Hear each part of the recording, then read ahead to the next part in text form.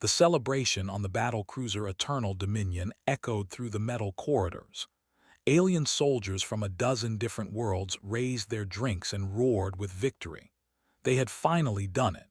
After months of hunting, after losing 3 ships and countless warriors, they had captured a human soldier. Commander Al stood in front of the containment cell, his 4 eyes gleaming with satisfaction. The leader was tall, with dark blue skin and armor that reflected the cold lights above. He had dedicated his entire career to fighting the human resistance.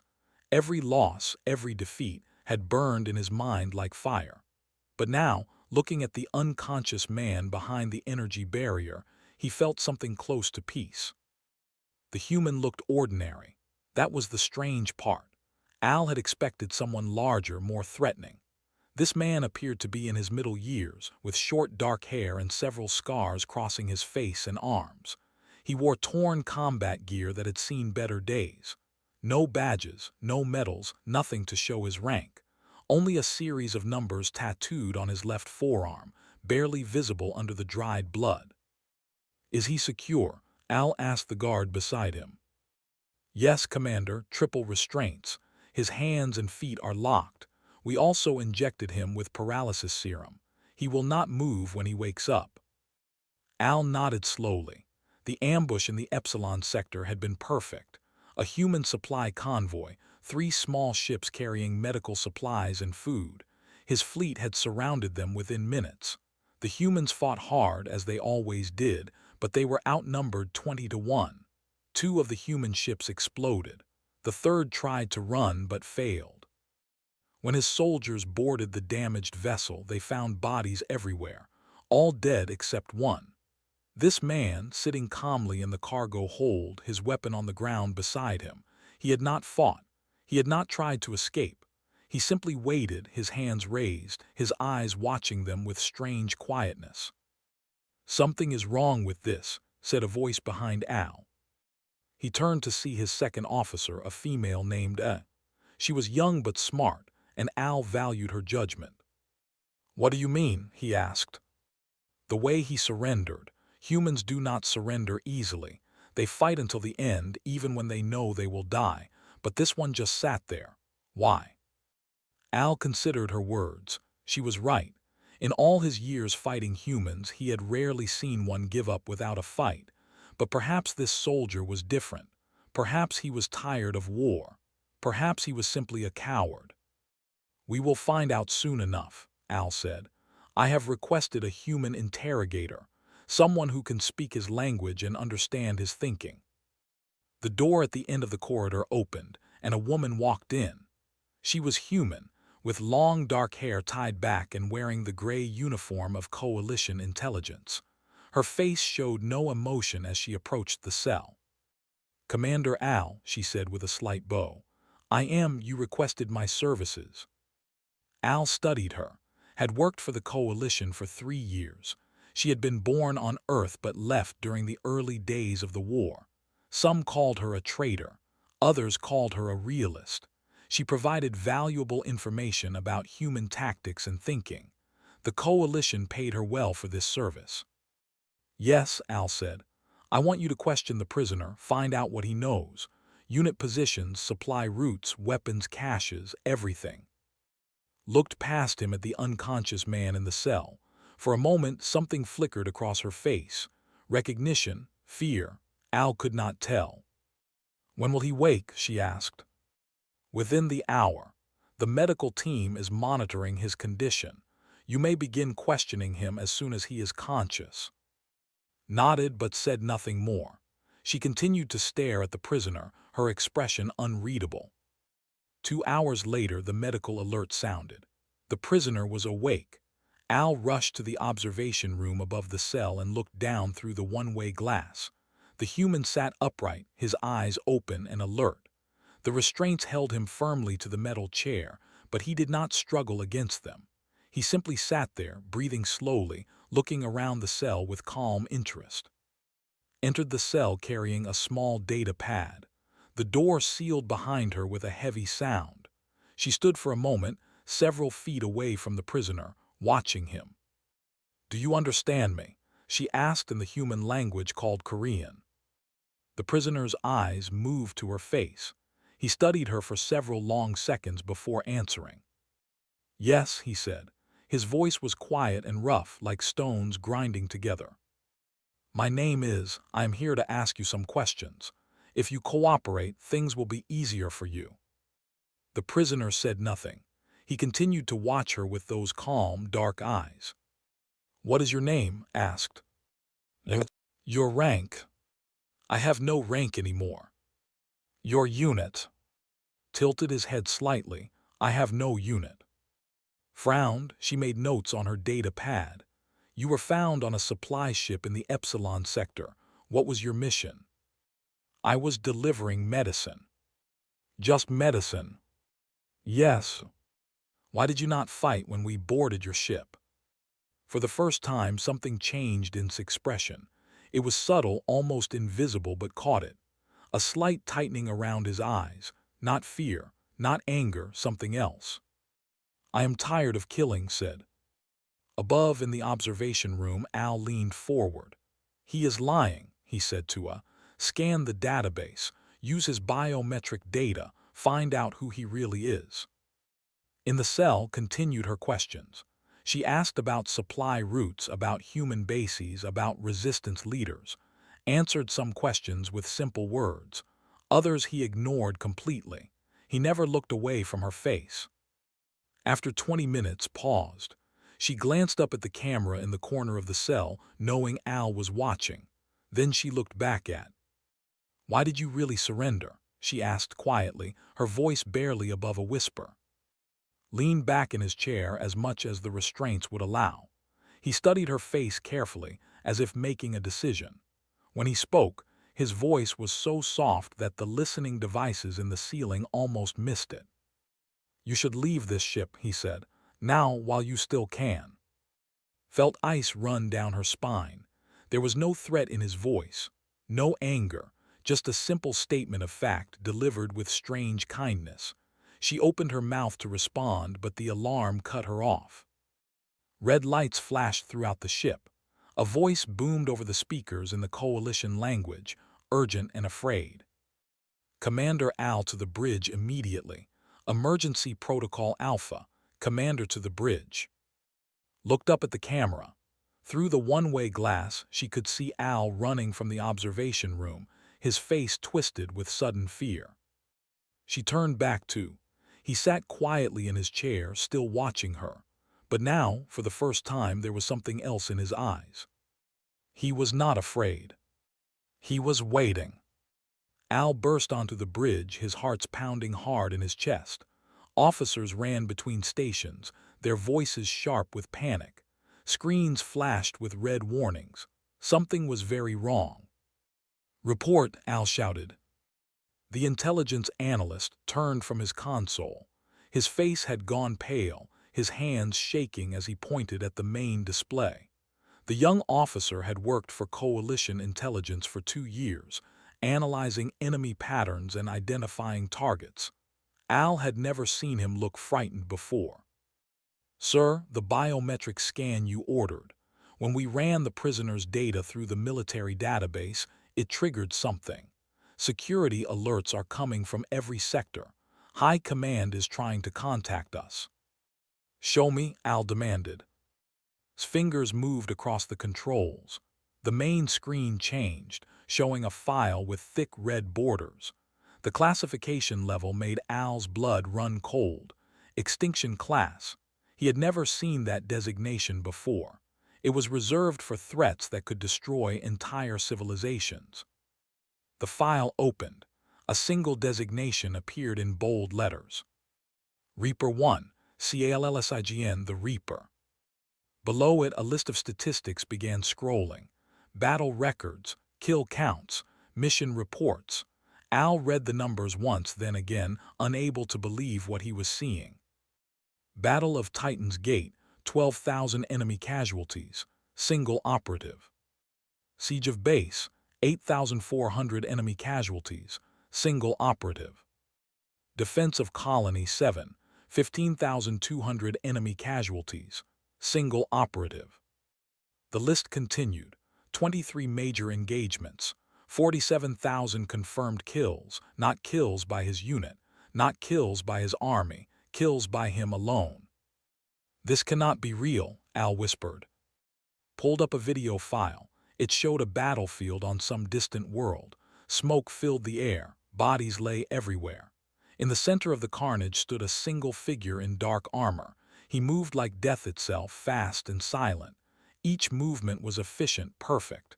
No wasted energy, no hesitation. Enemy soldiers fell around him like wheat before a blade. The figure in the video turned toward the camera. The face was younger, less, but unmistakable. "Yes." "Keep reading," said, his voice barely steady. Al scrolled down. A psychological profile appeared on the screen. Subject demonstrates no fear response, pain tolerance beyond measurable limits, tactical intelligence in the top 1% of all tested subjects. Emotional markers suggest deep trauma but complete operational stability. Assessment: does not retreat, does not surrender, does not stop. When was he last seen? Al asked. 7 years ago, listed as missing in action after the destruction of the fleet, presumed dead, paused, until today. The communication system crackled to life. A deep voice filled the bridge, cold with authority. "This is Admiral or of Coalition High Command. Commander Al, respond immediately." Al moved to the command chair and activated the visual link. The screen showed a massive alien with gray skin and 6 arms, wearing the formal uniform of a coalition admiral. Or was a legend, one of the oldest and most experienced military leaders in the galaxy. "Admiral," Al said, forcing his voice to remain calm, "we have successfully captured." "You have captured nothing," Or interrupted. His voice was like grinding metal. "Listen carefully, Commander. What you have done is possibly the most dangerous mistake in coalition military history." "Sir, I do not understand. He is just one human." "The Reaper is not just one human." The Admiral's voice rose, something Al had never heard before. "During the war, they sent 30,000 soldiers to Earth. The Reaper killed half of them in 6 days, alone. They had weapons that could destroy cities. He killed them with their own weapons, then used those weapons to destroy their command ship." Al felt his legs weaken. He sat down heavily in the command chair. "The Reaper is not a soldier," Or continued. "He is a weapon. Earth created him during their darkest days. They took volunteers and changed them, enhanced their bodies, upgraded their minds, removed their ability to feel fear.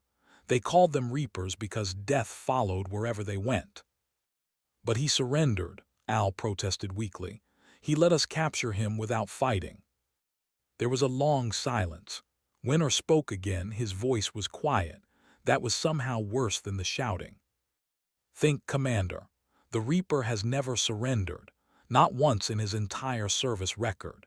He fought for 20 years, through wars that would break normal soldiers in weeks.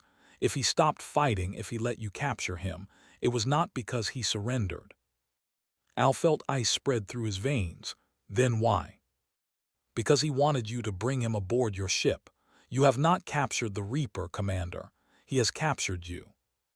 The screen went dark. For several seconds nobody on the bridge moved, then spoke, his voice shaking. "Sir, the Admiral is sending more data, reports from other species who encountered Reapers.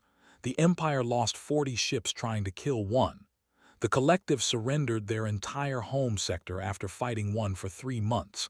Every species that has fought them says the same thing. Reapers do not stop. They do not get tired. They do not fail." A step forward. "Commander, we need to evacuate right now." Al stood, his mind racing. "No, we are in deep space. We have 3,000 soldiers on this ship, elite warriors from the best armies in the Coalition. He is one man, injured and restrained. We can contain this." "Sir," said quietly, he pointed at another screen. "The power grid is showing failures. Small ones, but they are spreading. Sections 14 through 20 have lost lighting. Life support in the cargo bays is operating at 60%. Why? I do not know. The systems are failing with no clear cause. It started 15 minutes ago. 15 minutes ago, that was when woke up. Al accessed the security feed from the containment cell. The screen showed still standing in front of. The human prisoner sat quietly in his chair, looking at her with calm eyes. The restraints still held him firmly. He had not moved. Send a security team to the cell, Al ordered. Full combat gear. I want 20 soldiers surrounding that chamber immediately. Orders were given. On the screen, Al watched armored soldiers rush down the corridor toward the containment area. They moved with professional efficiency, weapons ready. The lights in that corridor went dark. Emergency lighting kicked in, bathing everything in red. On the security feed, Al saw look up at the ceiling, her face showing fear. She turned too. The restraints on his wrists opened, not broken, not forced. They simply opened as if commanded to do so. Stood slowly, rolling his shoulders. He looked at and spoke. The audio feed was weak, but Al heard the words. I told you to leave. Reached down and touched his forearm where the numbers were tattooed. He pressed on the skin in a specific pattern. For a moment, nothing happened. Then the entire ship shuddered. Every screen on the bridge went dark. Every light died. The Eternal Dominion, a battlecruiser that could fight entire fleets, was floating dead in space. Emergency power came online after 5 long seconds. Red lights filled the bridge. Officers shouted reports from every station. Main power offline. Weapon systems not responding. Life support at minimum levels. Communication array destroyed. Al grabbed by the shoulder. What is happening? The young analyst's hands flew across his console, trying to access data with emergency power. His face went from pale to white. Commander, I am detecting active technology inside the prisoner's body. It has been transmitting signals since he came aboard. Small pulses, too weak to detect under normal scans. But now it is releasing something. A virus. It is spreading through our entire computer system. He was infected before we captured him, a whispered. He let us take him. He wanted to get inside the ship. Al looked at the security feed. In the dark cell, lit only by red emergency lights, was walking toward the door. His movements were calm, unhurried. The door should have been locked, protected by 6 different security systems. It opened for him like he owned it. Stepped into the corridor. 20 armed soldiers waited for him, their weapons raised. This is everyone, Al said quietly, watching the screen. This is the entire command structure of the Coalition's 5th Fleet. We are all on this ship. Nodded understanding flooding his face. That is why he came here, not for information, not to escape. He came to kill us all. On the screen, the soldiers opened fire. The weapon's fire lit up the dark corridor like lightning. Energy bolts and projectiles tore through the air where had been standing, but he was no longer there. He moved faster than the soldiers could track. In the red emergency lighting, he was a shadow there and gone. His hand struck the nearest soldier's throat, precise and final. The soldier dropped, took the fallen weapon in one smooth motion and fired twice. 2 more soldiers fell. The rest scattered trying to find cover, but the corridor was narrow and open. There was nowhere to hide. Did not rush. He walked forward steadily, his weapon rising and falling with mechanical efficiency. Each shot found its target. In less than 30 seconds, all 20 soldiers lay on the ground. Some would live, most would not. On the bridge, Al watched the security feed with growing horror. He had seen combat before. He had led soldiers through battles that lasted for days, but he had never seen anything like this.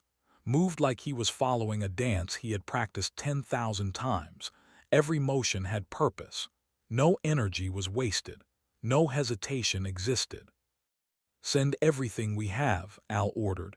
Every soldier on the ship. I want him stopped. Looked up from his console. Sir, that will leave the bridge undefended. He is coming here anyway. At least this way we might slow him down. Throughout the ship, alarms screamed. Soldiers grabbed weapons and rushed toward the containment level. They moved in teams, professional and coordinated. They had trained for years. They were the best warriors the coalition could offer. It did not matter. Reached an intersection where 3 corridors met. 40 soldiers waited for him there, positioned behind mobile shields. They opened fire the moment he appeared. The barrage was so intense that the walls began to melt from the heat. Through something small and round. It bounced once, twice, then detonated. Not an explosion, an electromagnetic pulse. Every shield went dark. Every weapon with electronic components died. The soldiers had 3 seconds to realize what happened. Gave them 2. He moved among them like a storm, using his hands, feet, and a combat knife he had taken from one of the first guards. The fight was brutal and short. When it ended, continued walking toward the ship's center, stepping over bodies without a glance back. In a different section of the ship, ran through the corridors. She had left the cell the moment the restraints opened, ignoring warning to leave. Where could she go? They were in deep space. There were no escape pods nearby, no way to run. She found herself in the prisoner holding area. A dozen cells lined the walls, most empty, but 3 still held people, all humans, all captured during various raids over the past few months. "Who are you?" a voice asked. Turned to see a woman in one of the cells. She was young, maybe 25, with short hair and burned scars on her arms. Despite being imprisoned, her eyes were fierce and alert. "My name is I work for," she stopped.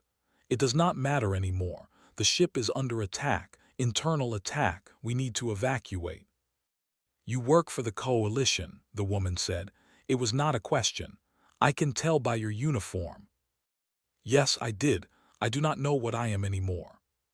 The woman studied her for a long moment. "Can you open these cells?" "The security system is down. I might be able to override the locks manually." Moved to the control panel beside the cells. Her fingers worked quickly, accessing the backup systems. "What is your name?" "I was a fighter pilot before they captured my squadron." The cell door hissed open. Stepped out, rolling her shoulders. She looked at the other 2 cells. One held an older man, unconscious. The other held a teenage boy, maybe 16, who watched them with wide eyes. "Can you help them?" asked. Opened the remaining cells. The boy stumbled out, weak but mobile. The older man needed help, lifted him carefully, supporting his weight. "Where do we go?" the boy asked. His voice shook with fear. Before could answer, an explosion rocked the ship. The lights flickered. Somewhere nearby, metal screamed as it bent and tore. "He is moving fast," whispered. "Who?" demanded. "The Reaper." Froze, the boy's eyes went wide. Even the unconscious old man seemed to react, groaning slightly. "That is a story," said. "A legend. The Reaper is not real." "He is very real, and he is on this ship. He let them capture him. All of this, everything happening now, he planned it." Another explosion, closer this time. Gunfire echoed through the walls, intense and then suddenly silent. "We need weapons," said. She looked at. "You said the security system is down. That means the armory too, yes?" Nodded. She pulled up a ship map on a wall panel. 2 levels down, but that is where the fighting is happening. "Then we go a different way," pointed at the map. "Maintenance tunnels. They run parallel to the main corridors."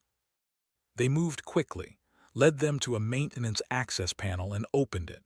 The tunnel beyond was narrow and dark, lit only by small emergency strips. The old man was regaining consciousness, able to walk with support from the boy. They crawled through the tunnels, listening to the sounds of battle above them. Weapons fire, shouting, screams, then silence, always silence after a few minutes. "How many soldiers on the ship?" asked as they moved. 3,000, said. "And he is killing them all by himself?" "Yes." They reached the armory level and emerged from the tunnels into chaos. Dead soldiers lay everywhere. Weapons were scattered across the floor. Blast marks covered the walls. But no, he had already moved on. Gathered weapons quickly, professional and efficient. She handed a pistol to, another to the boy, and kept a rifle for herself. She found armor that fit and put it on. "We should leave him weapons," the old man said. His voice was rough but steady. He was awake now, standing on his own. "The Reaper, if he is fighting for us, we should help." "Help the Reaper?" the boy asked. "How do you help death itself?" "By making sure he has ammunition." They arranged weapons in strategic locations, places where might pass. Extra power cells, fresh magazines, a few grenades. Then they moved toward the escape pod bay, following the route knew by heart. The ship shuddered again. This time the vibration was different, deeper, more final. "The reactor," said, her face going pale. "Someone has damaged the reactor core." They asked. "No, this is something else."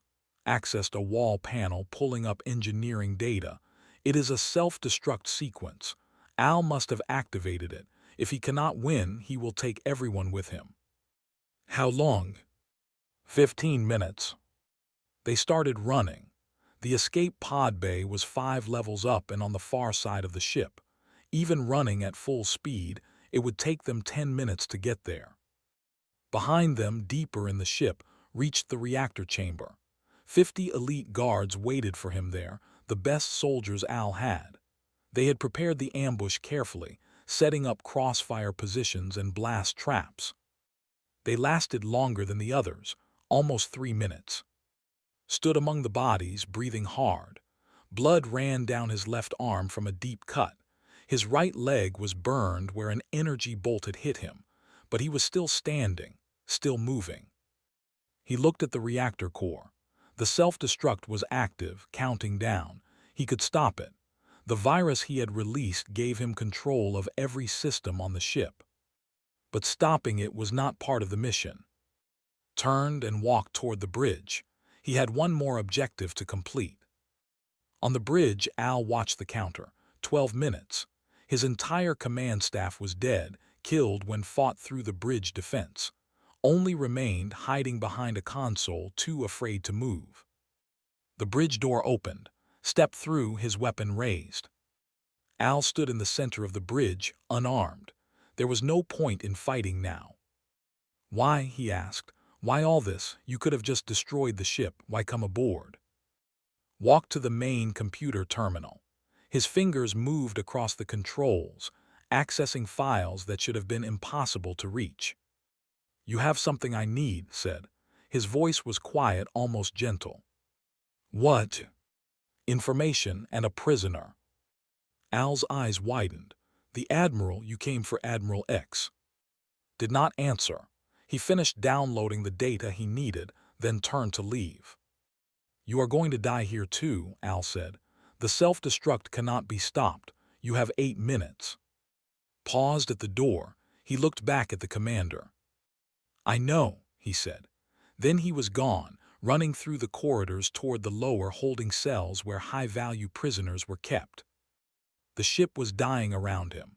Fire spread through multiple sections. Atmosphere vented into space through holes torn in the hull. The countdown continued its merciless march toward zero. 6 minutes until detonation. And the others reached the escape pod bay, gasping for breath. The massive chamber held dozens of small pods, each designed to carry 5 people to safety. But something was wrong. Half the pods were already gone, launched by crew members who had abandoned ship when the fighting started. "Get in," shouted, helping the old man toward the nearest pod. The boy was already climbing in when he stopped. "Wait, there are others. I saw people in the medical bay when they brought me aboard. Injured soldiers. They cannot move by themselves." Checked her data pad. The medical bay was 3 levels down. "We do not have time." "They are people," the boy insisted. His voice cracked with emotion. "Even if they are coalition soldiers, they are just lying there waiting to die." Looked at how many. The medical bay can hold 50 patients.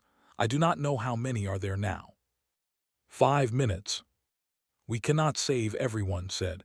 It is not possible. The old man spoke up, his voice steady despite his injuries. Then we save who we can. You three get as many as possible into pods. I will stay here and launch them. No, said. We all go or none of us go. A voice spoke from the entrance to the bay. You all go. I will handle the rest. They turned to see standing in the doorway. He was covered in blood, some his own, most not. He carried an unconscious alien over his shoulder, a high-ranking officer by the look of his uniform. Admiral X realized. Set the Admiral down carefully in the nearest pod and activated the launch sequence. The pod sealed and shot away into space. You are the Reaper, whispered, staring at him. Looked at her. For a moment something flickered in his eyes, recognition of what he had become. Then it was gone. Get to the pods, he said. Go to the medical bay. I will reroute emergency power to the pod launch systems. Get as many people as you can carry. Why? Asked. Why save them? They are coalition soldiers. Because I choose to. 4 minutes. They ran. His fingers flew across the control panel, accessing the emergency power grid. He diverted everything, life support, weapons, communications, all of it into the pod bay systems. The ship was dying anyway. It did not need those systems anymore. The boy and the old man reached the medical bay. Inside, they found chaos. Injured soldiers from a dozen different species lay on beds, some conscious, most not. A few medical staff remained, frantically trying to move patients. One of them was a young coalition soldier named. He was human, maybe 20 years old, with a bandaged leg that prevented him from walking. When he saw and confusion crossed his face. What are you doing? He asked. Evacuating, said. She grabbed a floating stretcher and loaded an unconscious patient onto it. Help us or get out of the way. But I am coalition. You are resistance. Right now, we are all just people trying not to die. Move. Hesitated only a moment, then began helping. Together, they loaded patients onto stretchers and began pushing them toward the escape pod bay. The old man and the boy worked despite their injuries. The medical staff, realizing what was happening, joined in. 3 minutes. They made 3 trips, moving as fast as they could. Each time they returned to the medical bay, there were fewer patients. Each time they reached the pod bay was there, loading people into pods and launching them into space. He worked with the same efficient precision he showed in combat. No wasted movement, no hesitation, but now he was saving lives instead of taking them. On one trip, a female engineer named approached. She was coalition, a technical specialist who had served on the Eternal Dominion for 5 years. The disabled prisoners, she said urgently. In holding cell block 7, command ordered them left behind when the evacuation started. They said those soldiers were not worth saving. Stopped how many? 15, all injured in combat. Some are paralyzed, others have lost limbs. Coalition command considers them useless. 2 minutes. Block 7 is on the other side of the ship, said. She had just arrived with another stretcher. We cannot reach them in time. Looked at the remaining people in the medical bay, 20 more patients. The countdown showed 90 seconds. He could get the medical patients to safety. He had time for that, but not for both groups. Saw the calculation on his face. You are thinking about the mission, about the data you downloaded, about Admiral X. You are thinking that saving coalition soldiers who cannot fight anymore does not help your war effort. Yes, said simply. But you are also thinking about something else. Looked at her. What am I thinking? That you are tired of being a weapon, that you want to be a man again. Silence filled the pod bay. Around them, people waited. Humans and aliens both, enemies who had been killing each other hours ago, now working together to survive. made his choice. "Everyone listen," he shouted. "Get the medical bay patients into pods now, all of you. I will get the others." "You cannot run there and back in 90 seconds, protested. "I can try." He turned and ran, faster than any normal human should be able to move. His body was breaking down from the damage it had taken, but the enhancements that made him a Reaper pushed him forward. Pain did not matter. Exhaustion did not matter. Only the mission mattered. And he had changed his mission. 70 seconds. Reached holding cell block 7. The door was sealed, locked down by the emergency protocol. He did not have time to hack it. Instead, he planted his last explosive charge against the lock and took cover. The explosion tore the door open. Inside, 15 soldiers lay on beds or sat in chairs, unable to move. They looked up at him with fear and confusion. Most were not human. They represented 7 different species, all enemies of Earth. "I am here to get you out," said. 60 seconds. He grabbed 2 stretchers and began loading patients. Too slow, not enough time. He looked at the able-bodied patients. "Can any of you walk at all?" 3 raised their hands. One had lost an arm but could still move. Another was blind but had functioning legs.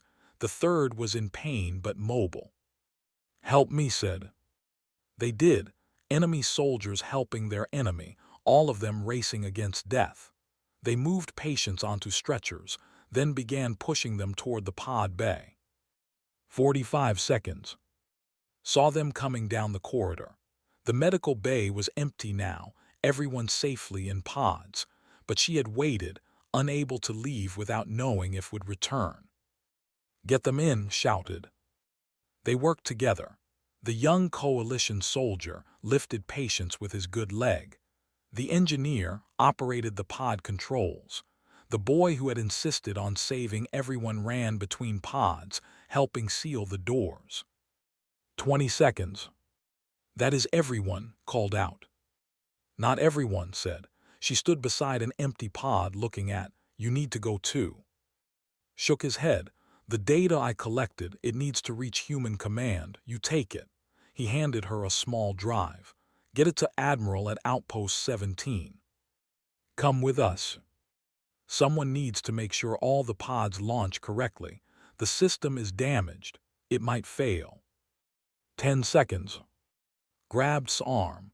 "You came here to destroy this ship. You did that, but you also saved everyone you could. That is enough. You do not have to die here." Looked at her, at all of them, humans and aliens, enemies who had become something else in the face of death. "I was built to be a Reaper," he said quietly. "I am choosing to be a man." He pushed into the pod and sealed the door. His hand slammed the launch button. 5 seconds. The pods shot away into space, dozens of them spreading out like seeds on the wind. Inside one clutched the data drive, tears streaming down her face. In another pressed her hand against the window, watching the ship grow smaller. 3 seconds. Stood alone in the pod bay. He walked to the window and looked out at the stars. For the first time in years, he felt something close to peace. 1 second.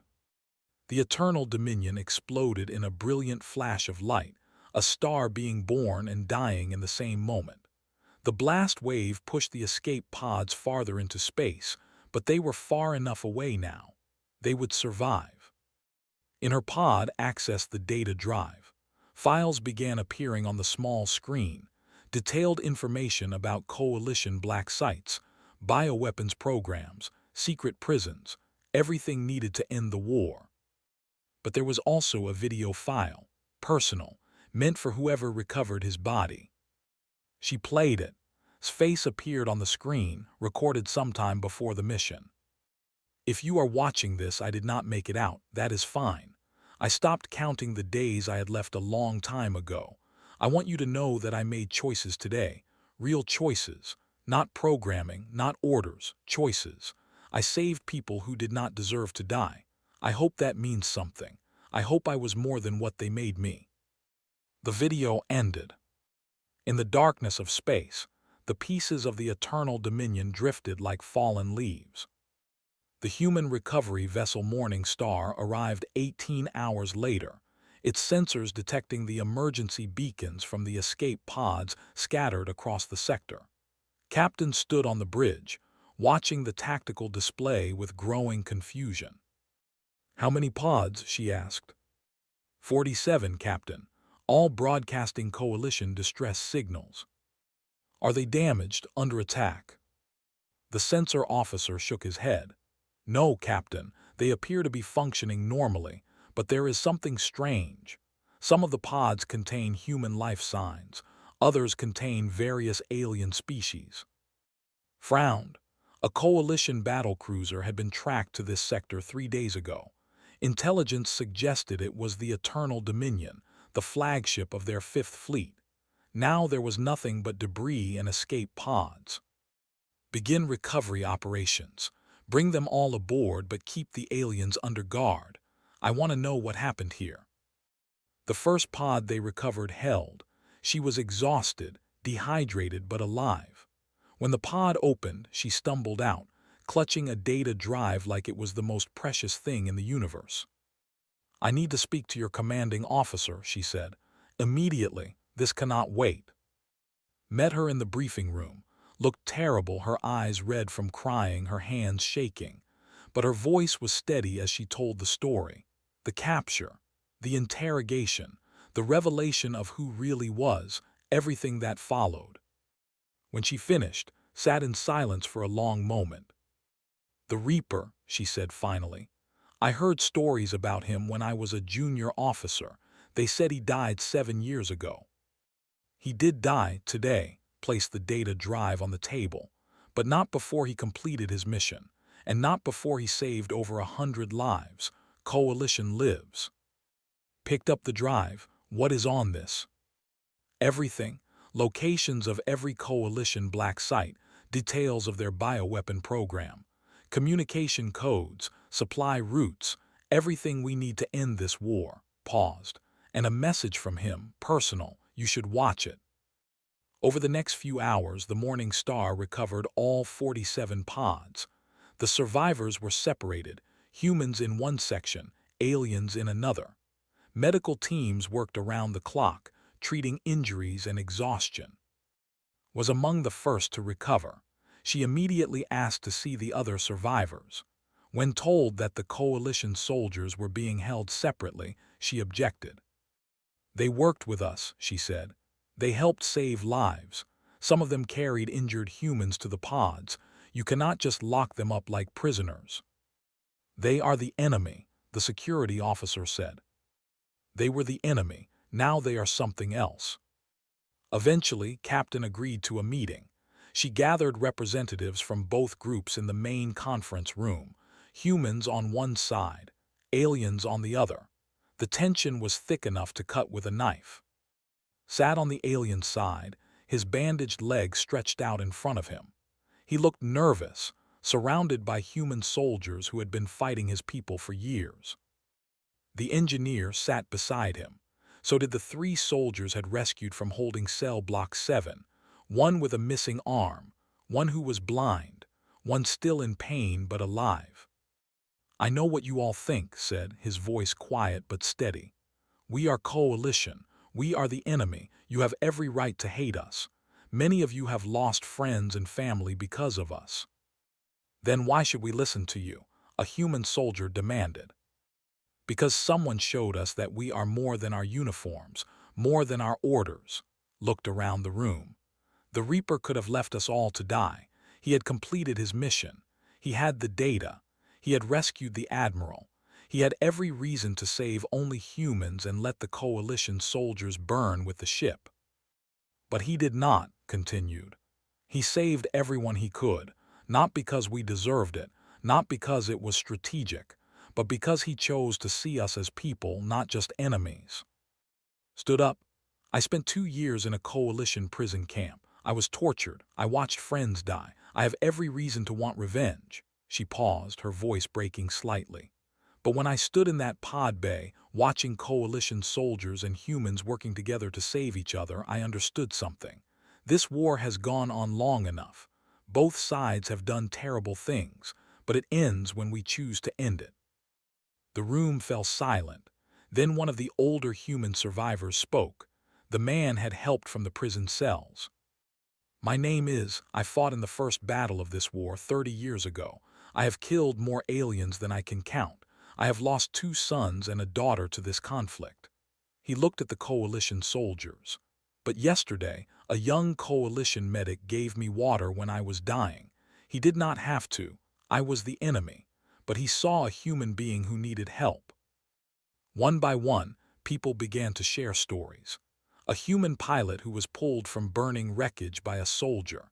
An alien engineer who worked alongside humans to repair a damaged pod. Small moments of humanity in the middle of chaos. Captain listened to it all. Then she made a decision that would change everything. I am sending a message to Coalition High Command, she said. I am proposing a prisoner exchange, but not a normal exchange. I am proposing that we release everyone who wants to go home with no conditions, and I am inviting any coalition personnel who wish to seek asylum among humans to do so freely. Captain, that is highly irregular, her first officer protested. Everything about this situation is irregular. We have coalition soldiers who helped save human lives.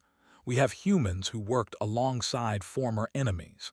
If we just throw them back into the war machine, we waste what the Reaper died for. The data drive recovered was sent to Human Command. Within days, the information it contained began circulating through intelligence networks. Proof of coalition black sites where prisoners were held in terrible conditions.